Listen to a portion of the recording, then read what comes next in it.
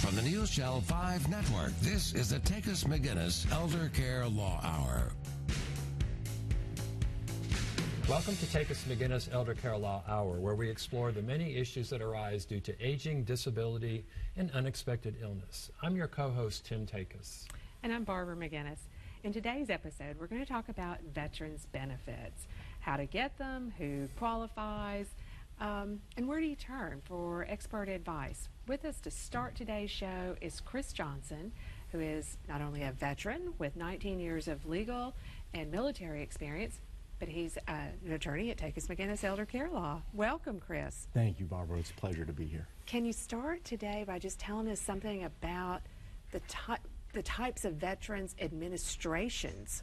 Yeah, absolutely. So the Veterans Administration is broken down, and it kind of has three distinct groups. It has the Veterans Health Administration, which, as you can imagine, takes care of all the hospital medical needs of our veteran population. It's actually the largest healthcare provider in the United States.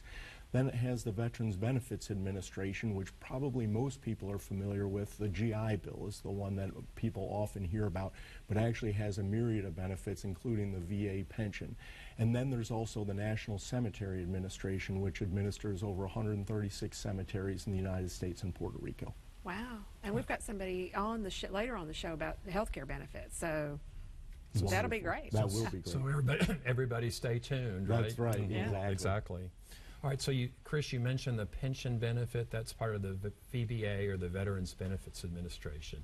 Now, some people refer to that as a aid in attendance, but it's really what, the non-service connected benefit. Could you kind of explain what that is? I absolutely can, and that's correct, Tim. It's the non-service connected VA pension, and the reason that's important is people will conflate the two issues. It is actually, the aid in attendance is the second layer of that pension. So the first layer is, it's a means-tested benefit for those of our veterans that are age 65 or older or 100% disabled. And if they meet certain financial and military eligibility requirements, they're able to have financial assistance in the form of a direct deposit into their account. So it can be a very beneficial benefit. And then if they meet certain medical requirements, assistance with activities of daily living, custodial care, and along those lines, they can actually obtain a second layer of the pension, which provides them a financial floor and some stability in their lives. Right. Now, the rules have changed recently, right? Absolutely. Okay, can you kind of give us a brief overview of how they've changed and how that may affect people who are thinking about applying for benefits? I would love to. So there are two main changes that are out there, and the first one is the net worth cap has changed, and before, that is a good thing, it's actually increased. Before, they had what we referred to as a rule of thumb, affectionately, of about $80,000 in net worth that you could have. Your house did not count, your personal belongings didn't count, tools of the trade, if you had tools for work and whatnot, didn't count. And now what happened is they have changed that number to the Community Spouse Resource Allowance, which is $123,600, and will increase annually based on the Social Security adjustment each year. That is the first change, and that gives us a hard number, whereas before there was a bit of a guessing game. The second main change is in asset transfers. Prior to 18 October of this year, you could make any asset transfers in order to help qualify for eligibility, but now they have implemented, much like in Medicaid, a 3-year look-back period where they will look at any asset transfers beyond the $123,600, and any transfers made after that are subject to a possible penalty, and that penalty period can run for as long as 5 years. Right. Big thing. Yeah. Very big. And another big thing, the homestead limitation, right? The house doesn't count, but you actually have, there's an acreage limitation now. There is, and that might be a surprise to some, especially for people who have the family farm. This is a very important development. 2-acre thing, right? 2-acre thing. So Yeah. now your home and 2 acres are exempt, and anything beyond that will be considered a countable Right. asset, and so will require some well thought out planning in Yeah. order to make sure that no harm comes to Yeah. the family farm or whatnot. So between that limitation and the 3-year look back, really some planning needs to go into effect. How do people get help with planning? Well, you get help with planning by you reach out to a VA accredited attorney, and that's where you want to start, because as we know, oftentimes especially when you're dealing with government benefits, is sometimes one benefit can affect another, or sometimes you can get a partial piece of advice, and that's where people run into trouble. Is they say, well, my friend or my neighbor did this, I'm sure that'll work for me, and what they don't realize is they may have had one similarity in their circumstances, but they may have had a vast number of differences, and that the plan for that individual won't work for them, and each individual needs an individualized plan. So what do the VSOs, the Veteran Service Officers, do? So the Veteran Service Officers work with veterans, and they help them fill out the applications, and they're basically there to kind of explain the different applications, the different forms that are out there. There are a myriad of forms, and it can be very overwhelming, and they help them go through and fill out the form. What they don't do is critical analysis and planning, and that's the difference between using a VA accredited attorney and using a VSO. A VSO is simply going to take a snapshot of where you are right there, fill it out, and we'll see up or down if you're approved. But a VA accredited attorney can look at it and take long-term planning into account, and perhaps provide someone eligibility where they wouldn't otherwise been, just by taking some very simple steps that are very wise and prudent in their overall estate plan.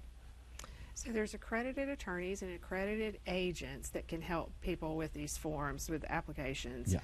How would somebody know that, how do they find an accredited agent or an accredited attorney?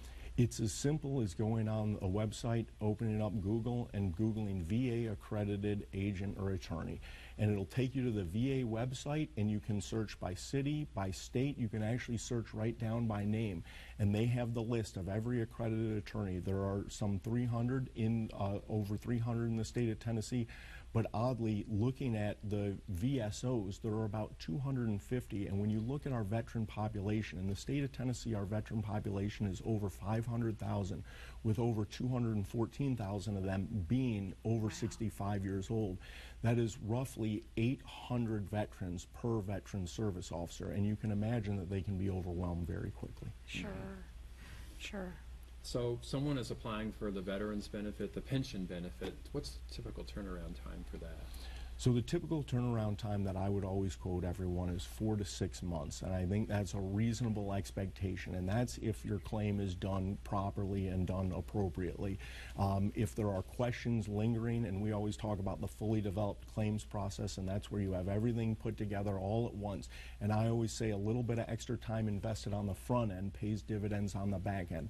Our record is under 30 days, and if it's done right and done accurately, the VA can process it exceedingly fast.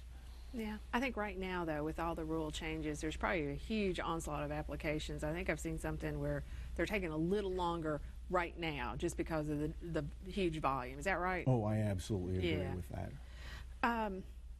Well, what about fees? Like, can a VSO charge? Can an accredited agent charge? What about an accredited attorney? What can they charge for, and what not? So there's no charging for the filling out the forms and helping people with the applications, and that is simply by statute. As far as planning purposes, sometimes there are ancillary things that need to be done that can be charged for that are appropriate. But at the end of the day, VSOs do not charge, and accredited attorneys and accredited agents don't charge by statute for the filling out of the application. That would be inappropriate.